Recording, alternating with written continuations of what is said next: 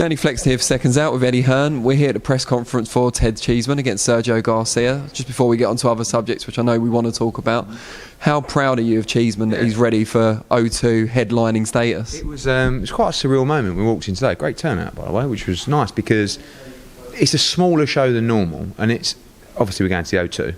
We're going to sell 4,000 or 5,000, but it's not really about that. When you've got a fighter and a next generation of fighters that you're trying to make into superstars, I don't put him in Brentwood Leisure Centre in front of 600 people and tell you this kid's a star. You've got to dream big. You've got to give him the big stage. And when I walked in today, I sort of saw Ted Cheeseman. I went, Ted. And I sat down, and he sat down next to me, and I was like, blimey, Ted, you're up here now, you know, and I'm proud of him. He's 15-0. We've had him from his pro debut. He's flying. I mean, he had a really good fight against Byfield for the British. I would have probably preferred he would have had a little British title defence. Now he's fighting a guy who's top 5 in the world with the WBC. He's with Sergio Martinez. They think he's like the Spanish new kid, the superstar. It's a tough fight, but I like Ted Cheeseman. I love the way he fights, and I just feel like this card particularly, he's part of the new generation coming up. You've got fighters who have stepped out of the sport, David Haye, Tony Bellew. You've got other fighters that are close or in the last stages of their career, Amir Khan, Kell Brook, those kind of guys. So you can't just let these kids get to European and world level and then introduce them. You've got to introduce them on the way up, and you've got to follow them. Some will make it, some will fall by the wayside, but at least we're there in the O2 main event on Sky to give this kid the opportunity to see if he's good enough. And he's from Bermondsey, you know. So I think that he's one of those guys that I think people can get behind. I think he's a local boy, a young man, and he's going for it. He's going for it. Talking of Hearn and Brook, how disappointed were you from a personal and professional perspective that Hearn opted to take on Crawford rather than Brook? I was a bit gutted. Yeah, I mean, you know, all the way through the negotiations, I didn't really want to get involved in the Crawford stuff because I didn't want him to take that fight.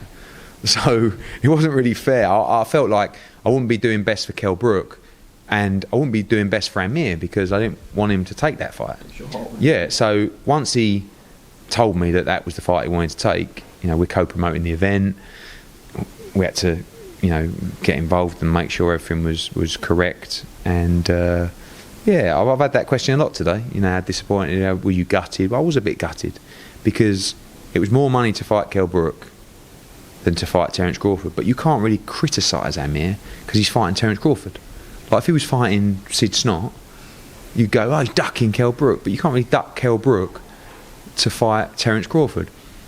I do think that there's still that element of Amir would hate to lose to Kell Brook, you know. Is the fight gone? It will probably never be the size that it is now. Doesn't mean it's gone, but if it's smaller and you couldn't make it happen when it was bigger, how do you make it happen when it was smaller? So press conferences tomorrow.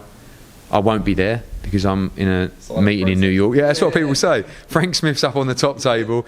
Listen, I've got a meeting I can't miss in New York, and I've spoke to Amir about it today, and he's cool with it. So it's not that I'm throwing a strop. It's just that it's a good fight. It's a good fight, you know. And I like working with Top Rank, and we'll see what happens. We've got the rights to distribute it to Sky if we so wish. I think Top Rank and Khan will want that event to be pay-per-view, which I don't think will necessarily fit with Sky, but we'll see. And yeah, it's a good fight. It's a good fight, but I just wish it was Kell Brook. And twofold question based around that. One on Amir Khan. This is the third fight, I believe, of a 3-fight deal. So do you expect that relationship to continue? Okay. Well, yeah, I do. And the second one, Kell Brook, has an offer been made to Jeff Horn, as Jeff Horn's promoters say today?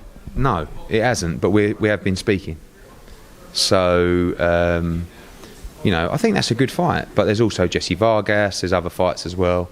You know, we'll see what happens with Kell. We can move up. Obviously, we've got Liam Smith now as well. We need to put a plan together for Kell Brook's next move. He'll be gutted, but he did always say to me it will never happen, and I said it will. I'll make sure it will, and unfortunately we couldn't.